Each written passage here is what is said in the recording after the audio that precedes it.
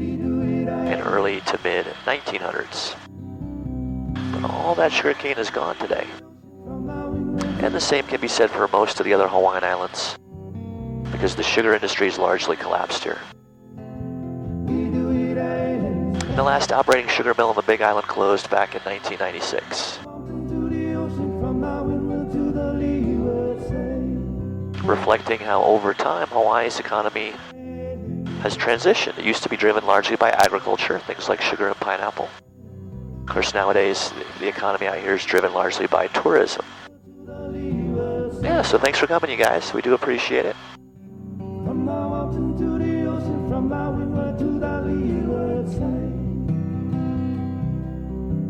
Now, even though the sugar industry is largely gone from Hawaii today, you still see its influence when you look at the local Hawaiian population.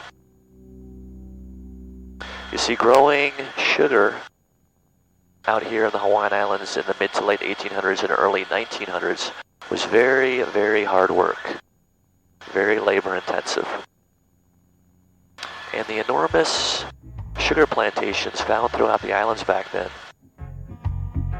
couldn't find enough manpower here in the islands.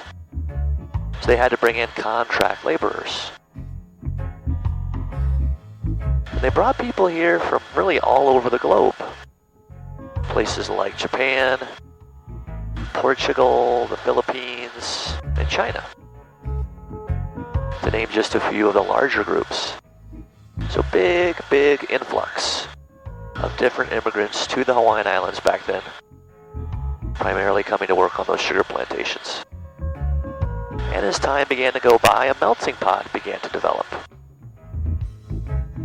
So that melting pot has produced today's local Hawaiian population. It's a population that's very multicultural, multi-ethnic.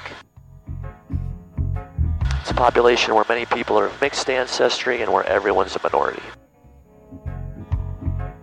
No one ethnic group constituting a majority in Hawaii today. So we're northwest bound, we're on our way to see Kohala, and you can kind of see Kohala now at your 11 o'clock distant. Kohala is the northernmost and oldest of the 5 Big Island volcanoes. Kohala is considered extinct. Been roughly 120,000 years since it last erupted.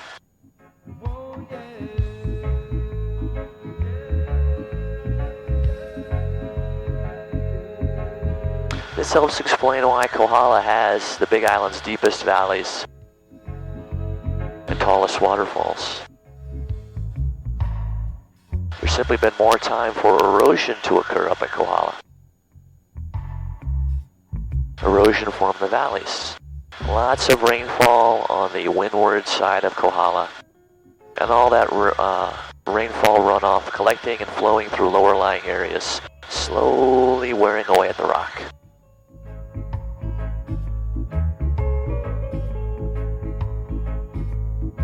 The rest of the Big Island is newer. Much of the rest of the surface of the Big Island has seen lava flows within the last several hundred to several thousand years, so smoother in appearance, not as heavily eroded. You can see a bit of erosion here through Hamakua. You can see little gulches and gullies. So flowing water is carving those out. Provided that Mauna Kea doesn't erupt again for another 50 or 100,000 years. What we're seeing now, as small gulches and gullies will continue to widen and deepen. They'll turn into more magnificent valleys like those we're going to see up at Kohala.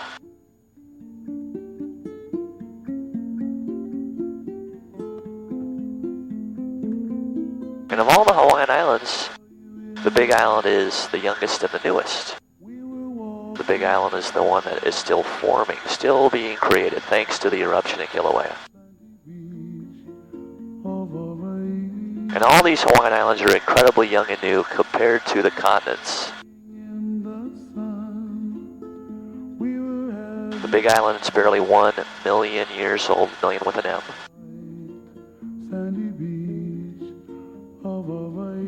Kauai is the oldest of the major Hawaiian islands. It's about 6 million years old.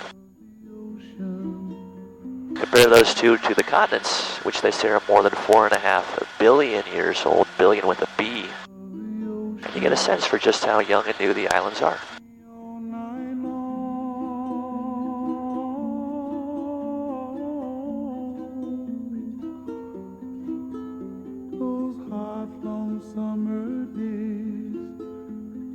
Lying there in the sun on a white sandy beach of Hawaii.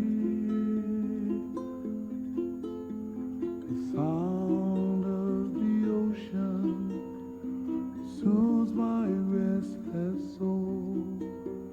The sound of the ocean rocks me all night long. The Hawaiian Islands, they didn't break off from any larger landmass. Again, they grew up out of the ocean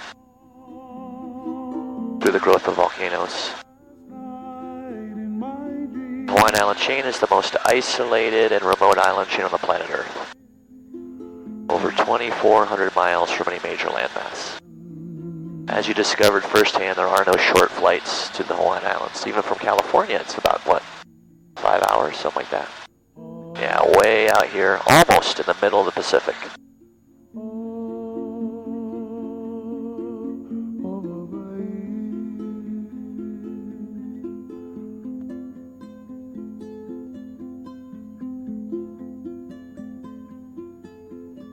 Alright, so we're heading offshore. Now you see the sea cliffs of the Hamakua coast.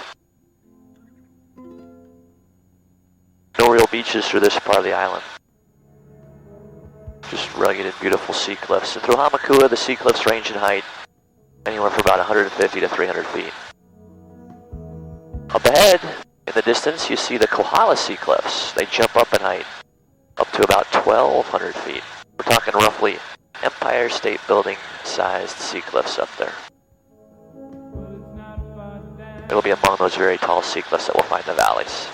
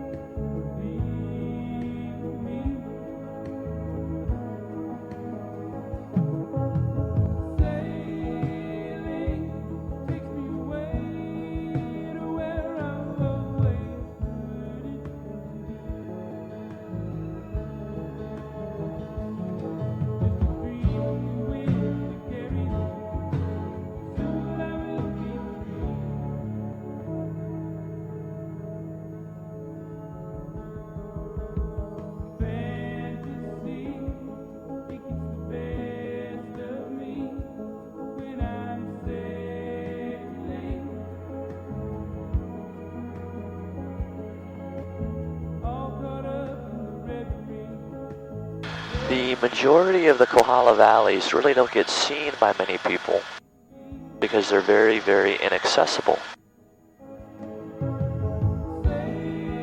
There are 2 Kohala valleys you can drive to. They are the 2 outermost valleys. On the east side, Waipio, and on the west side, Pololu. All the valleys in between, very, very tough to get to. Not impossible though. You could hike from one end of the valleys to the other. In fact, I had some locals on board one time who had done it. They told me it took them a week. Not many people have that much time or energy to devote to hiking through the valleys, so even people who live here their whole lives aren't going to see someone. I'm going to show you the valleys this morning.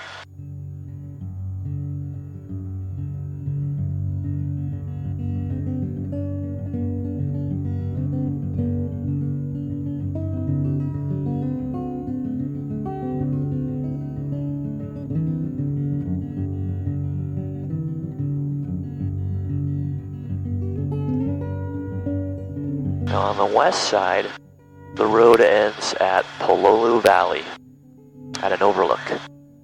That overlook gives you a really nice view of part of the valley, part of the Kohala Sea Cliffs. You can hike from the Pololu Valley overlook down into that valley, down to its black sand beach. It's not a very difficult hike, maybe 20 to 25 minutes in, maybe 30 to 35 minutes back out again.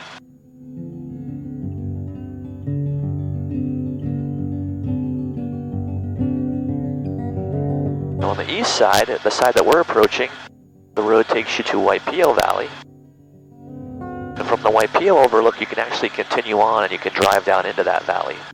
But you gotta have a four-wheel drive to do it, because the road into Waipio is so incredibly steep, narrow, and winding. It's high adventure, getting in and out. But worth the effort, in my opinion, if you do have a four-wheel drive, because it's so beautiful. I'll put it this way, when people visit me and my family out here, that's where I take them. Take them to Waipio Valley. Waipio is where many of the Hawaiian royalty used to have homes back in the day, so you may hear it referred to as the Valley of the Kings. And Waipio is where Kamehameha grew up. He's the most famous of the Hawaiian rulers, the Big Island chief who would go on to conquer and unify the islands and form the Hawaiian Kingdom.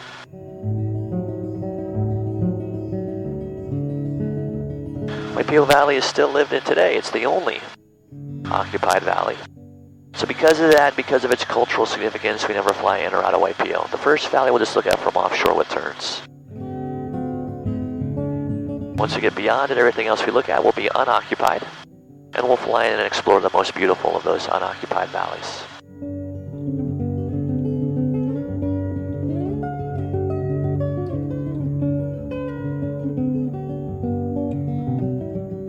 Just saw a blowhole spout, humpback whale right off your nose.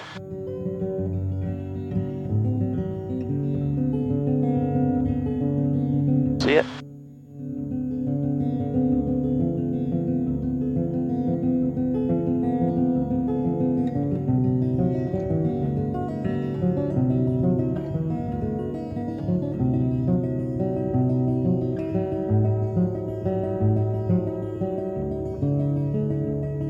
See the humpbacks? 2 to 3 o'clock now. There's at least 2 of them.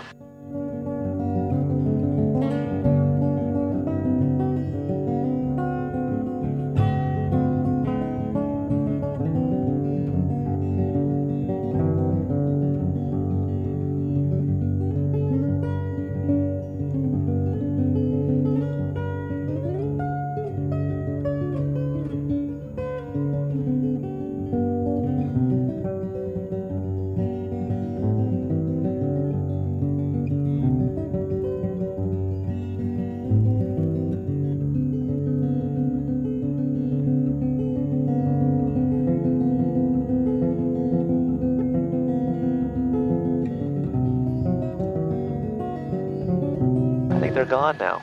That's the thing about the humpbacks. Nope, there they are again, 9 o'clock. Yeah, the humpbacks can be kind of tricky though. Once they get a big breath of air, they can head deep and stay down for like 30 minutes. Alright, we're going to lose them in the glare. I can keep this left turn going, try to give you, Nikki and Brandon, a little better look at the humpbacks.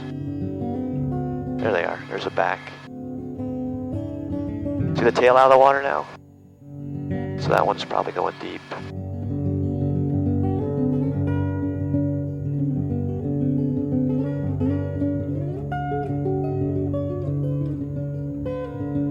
And the humpback whales are only here seasonally, winter months. Like many people trying to escape the cold back home, that's what the humpbacks do. And this is where the humpbacks come to breed and have their calves.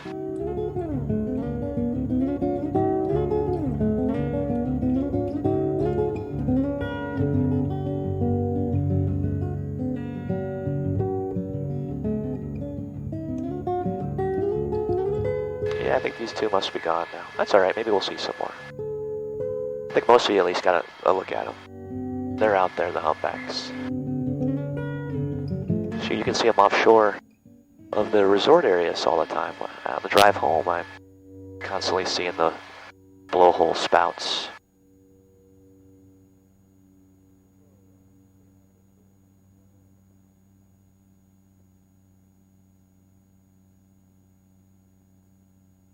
So there it is, magnificent Waipio Valley, Valley of the Kings, Century 11.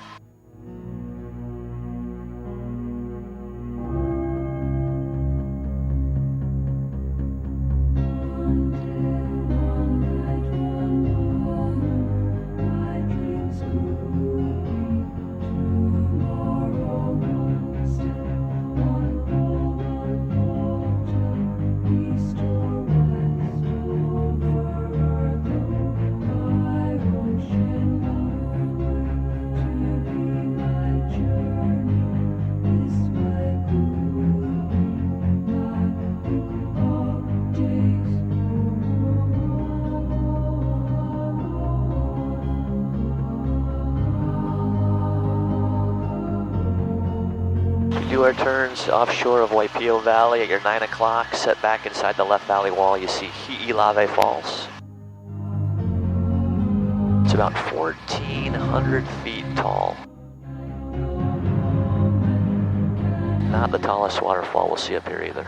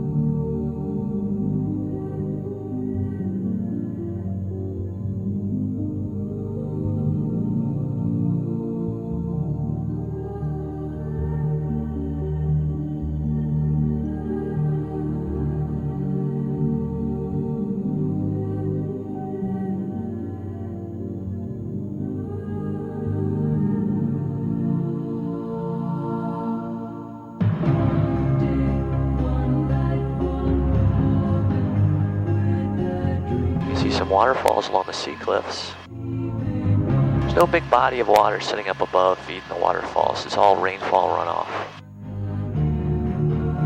So just as the eruption at Kilauea changes as far as what you see lava-wise, same can be said for the waterfalls of Kohala. Some come and go, disappearing during dry spells until they're rejuvenated and replenished by periods of rainfall. A few, though, I've never ever seen dry. They seem perpetual.